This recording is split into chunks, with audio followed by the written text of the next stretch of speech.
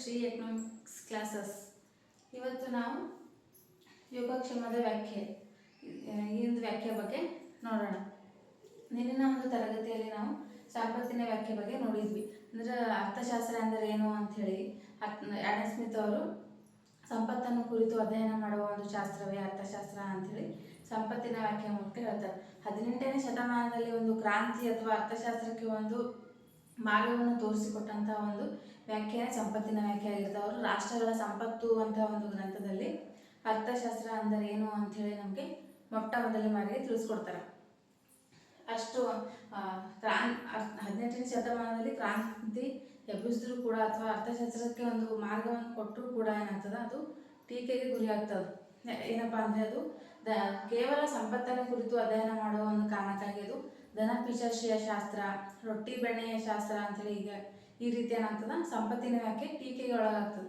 ಆ ಒಂದು ಟೀಕೆ ಮತ್ತು ಅರ್ಥಶಾಸ್ತ್ರಕ್ಕೆ ಅಂಟಿಕೊಂಡಂಥ ಒಂದು ಕಳಂಕವನ್ನು ದೂರ ಮಾಡಲು ಏನಾಗ್ತದೆ ನೆಕ್ಸ್ಟ್ ಹುಟ್ಟುಕೊಂಡಿರುವಂಥ ವ್ಯಾಖ್ಯಾನ ಯಾವುದಪ್ಪ ಅಂದರೆ ಯೋಗಕ್ಷೇಮದ ವ್ಯಾಖ್ಯೆ.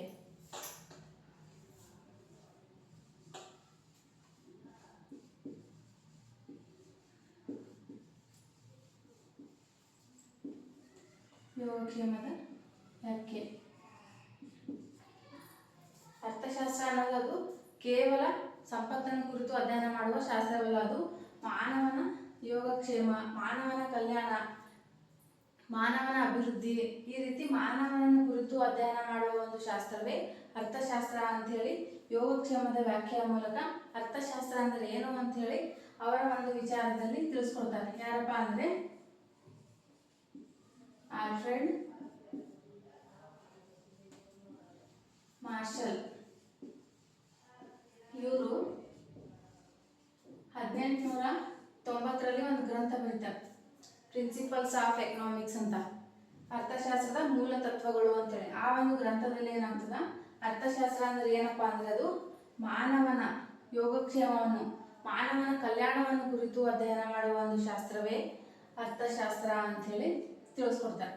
ಇಲ್ಲಿ ಆಡಮ್ ಸ್ಮಿತ್ ಅವರು ಏನು ಸಂಪತ್ತನ್ನು ಕುರಿತು ಅಧ್ಯಯನ ಮಾಡುವ ಶಾಸ್ತ್ರವೇ ಅರ್ಥಶಾಸ್ತ್ರ ಅಂತ ಹೇಳಿದ್ರಲ್ಲ, ಆ ಒಂದು ವ್ಯಾಖ್ಯೆಗೆ ಟೀಕೆ ಮಾಡ್ತಾ ಅರ್ಥಶಾಸ್ತ್ರ ಅಂದ್ರೆ ಅದು ಕೇವಲ ಸಂಪತ್ತನ್ನು ಕುರಿತು ಅಧ್ಯಯನ ಮಾಡುವಂಥ ಶಾಸ್ತ್ರ ಅಲ್ಲ, ಅದು ಸಂಪತ್ತನ್ನು ಕುರಿತು ಅಧ್ಯಯನ ಮಾಡುತ್ತೆ, ಅದ್ರ ಜೊತೆಗೆ ಅದಕ್ಕಿಂತ ಮೇಲಾಗಿ ಏನು ಮಾನವನನ್ನು ಕುರಿತು ಅಥವಾ ಮಾನವನ ಯೋಗಕ್ಷೇಮವನ್ನು ಕುರಿತು ಅಧ್ಯಯನ ಮಾಡುವ ಒಂದು ಶಾಸ್ತ್ರವೇ ಅರ್ಥಶಾಸ್ತ್ರವಾಗಿದೆ ಅಂತ ಹೇಳಿ ಏನಂತ ಆಲ್ಫ್ರೆಡ್ ಮಾರ್ಷಲ್ ಅವರು ಹೇಳ್ತಾರೆ. ಈ ರೀತಿ ಅರ್ಥಶಾಸ್ತ್ರ ಅನ್ನೋದು ಮಾನವನ ಯೋಗಕ್ಷೇಮ, ಮಾನವನ ಕಲ್ಯಾಣ ಅಧ್ಯಯನ ಮಾಡ್ತದೆ ಅಂತೇಳಿ ತಿಳಿಸ್ಕೊಡ್ತಾರೆ. ಇಲ್ಲಿ ಮಾನವ ಮತ್ತು ಅರ್ಥಶಾಸ್ತ್ರ ಇದರ ನಡುವೆ ಇರುವಂಥ ಒಂದು ಸಂಬಂಧದ ಬಗ್ಗೆ ನಮಗೆ ಮಾರ್ಷಲ್ ಅವರು ತಿಳಿಸ್ಕೊಡ್ತಾರೆ. ಇಲ್ಲಿ ಮಾನವನ ದೈಹಿಕ ಸುಖಕ್ಕೆ ಬೇಕಾಗುವಂತಹ ಭೌತಿಕ ವಸ್ತುಗಳನ್ನು ಯಾವ ರೀತಿ ಸಂಪಾದನೆ ಮಾಡಬೇಕು ಮತ್ತು ಅದನ್ನು ಯಾವ ರೀತಿ ಅನುಭವಿಸಬೇಕು ಅನ್ನೋದು ಒಂದು ಅನುಭವಿಸುವ ಒಂದು ವಿಚಾರದಲ್ಲಿ ವ್ಯಕ್ತಿ ಮತ್ತು ಸಮಾಜ ಯಾವ ರೀತಿ ಒಂದು ಪಾತ್ರ ವಹಿಸ್ತಾನ ಅನ್ನೋದು ನಮಗೆ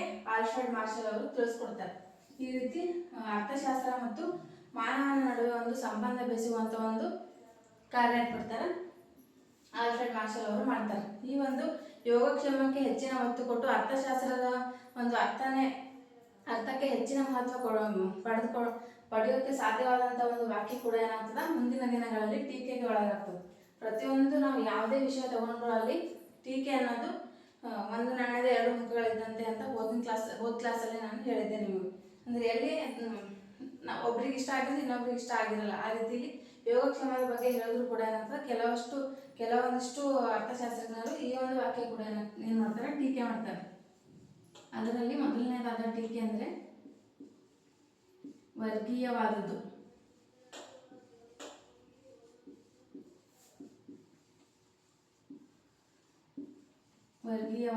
ಅಂದ್ರೆ ಇಲ್ಲಿ ಆಲ್ಫ್ರೆಡ್ ಮಾರ್ಷಲ್ ಅವರು ಏನ್ ಮಾಡ್ತಾರ, ಮಾನವನ ಯೋಗಕ್ಷೇಮಕ್ಕೆ ಕಾರಣವಾದಂಥ ವಸ್ತುಗಳನ್ನು ಭೌತಿಕ ವಸ್ತುಗಳು, ಅಭೌತಿಕ ವಸ್ತುಗಳು ಮತ್ತೆ ಆರ್ಥಿಕ ವಸ್ತುಗಳು, ಆರ್ಥಿಕವಲ್ಲದ ವಸ್ತುಗಳು ಅಂತೇಳಿ ಈ ರೀತಿ ವಿಂಗಡಣೆ ಮಾಡ್ತಾರೆ. ಮಾನವನ ಯೋಗಕ್ಷೇಮಕ್ಕೆ ಅಥವಾ ಕಲ್ಯಾಣಕ್ಕೆ ಪ್ರಮುಖವಾಗಿ ಏನಾಗ್ತದೆ ಭೌತಿಕ ವಸ್ತುಗಳು ಕಾರಣವಾಗ್ತವ ಅಂತೇಳಿ ನಮಗೆ ಹೇಳ್ಕೊಡ್ತಾರೆ. ಆದ್ರಿಂದ ಇದು ವರ್ಗೀಯವಾದದ್ದು. ಇಲ್ಲಿ ಭೌತಿಕ ವಸ್ತುಗಳು ಮಾತ್ರ ಮಾನವನ ಕಲ್ಯಾಣವನ್ನು ಅಥವಾ ಮಾನವನ ಯೋಗಕ್ಷೇಮವನ್ನು ಹೆಚ್ಚಿಸುವುದಿಲ್ಲ, ಅಭೌತಿಕ ವಸ್ತುಗಳು ಕೂಡ ಮಾನವನ ಯೋಗಕ್ಷೇಮವನ್ನು ಹೆಚ್ಚು ಮಾಡಲು ಸಹಕಾರಿ ಆಗ್ತವ ಅಂತ ಹೇಳಿ ಈ ಒಂದು ವಾಕ್ಯ ಏನಾಗ್ತದ ಟೀಕೆಗೆ ಒಳಗಾಗ್ತದೆ. ಎರಡನೇದು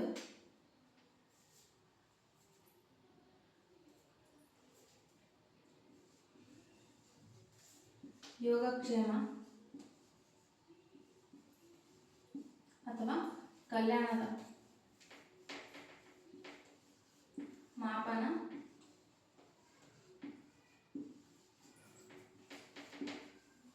ಸಾಧ್ಯವಿಲ್ಲ. ಇಲ್ಲಿ ಮಾನವನ ಯೋಗಕ್ಷೇಮ ಅಥವಾ ಕಲ್ಯಾಣ ಏನದಲ್ಲ ಇದು ಹಣದ ಮೂಲಕ ನಾವು ಅಳತೆ ಮಾಡ್ಬೋದು ಮಾಡಕ್ ಸಾಧ್ಯ ಅಂತೇಳಿ ACPಗೂ ಅವರು ಹೇಳಿದ್ದಾರೆ. ACPಗೂ ಅವರು ಹೇಳಿದ್ದಾರೆ. ಅಂದ್ರೆ ಮಾನವನ ಯೋಗಕ್ಷೇಮ ಅಥವಾ ಮಾನವನ ಕಲ್ಯಾಣ ಅನ್ನೋದೇನದು ಒಬ್ಬ ವ್ಯಕ್ತಿಗೆ ಸಂಬಂಧಪಟ್ಟಂತ ಒಂದು ವಿಷಯ ಆಗಿರ್ತದೆ. ಅದರಿಂದ ಅದು ಒಂದು ಹಣದ ರೂಪದಲ್ಲಿ ಮಾಪನ ಮಾಡಲು ಸಾಧ್ಯವಿಲ್ಲ ಅಂತೇಳಿ ಇದು ಏನಾಗ್ತದೆ ಟೀಕೆಗೆ ಒಳಗಾಗ್ತದೆ.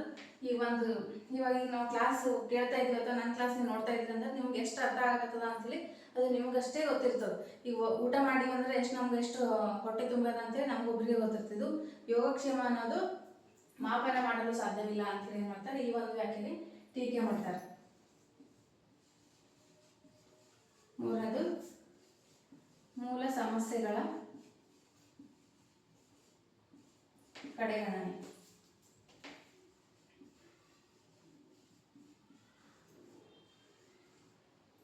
ಇಲ್ಲೇನಪ್ಪಾ ಅಂದ್ರೆ ಇಲ್ಲಿ ಮಾನವನ ಯೋಗಕ್ಷೇಮವನ್ನು ಯಾವ ರೀತಿ ಹೆಚ್ಚಿಸಬೇಕು ಅಂತೇಳಿ ಮಾತ್ರ ಆಲ್ಫ್ರೆಡ್ ಮಾರ್ಷಲ್ ಅವರು ಹೇಳ್ತಾರೆ.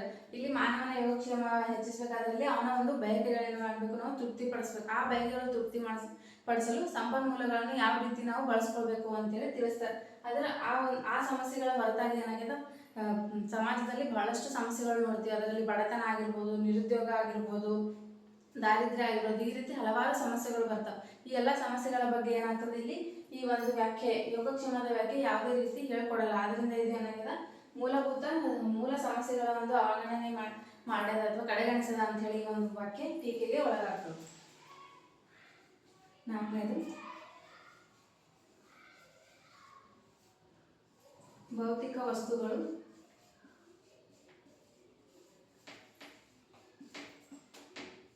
ಯೋಗಕ್ಷೇಮವನ್ನು ಹೆಚ್ಚಿಸುವುದಿಲ್ಲ.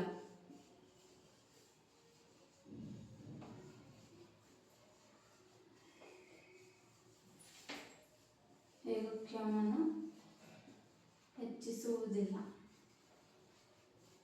ಇಲ್ಲಿ ಭೌತಿಕ ವಸ್ತುಗಳು ಅಂತ ಹೇಳಿ ಭೌತಿಕ ವಸ್ತುಗಳು ಅಂದ್ರೆ ಎಲ್ಲಾ ರೀತಿಯ ಭೌತಿಕ ವಸ್ತುಗಳನ್ನು ಮಾನವನ ಯೋಗಕ್ಷೇಮವನ್ನು ಹೆಚ್ಚಿಸುವುದಿಲ್ಲ.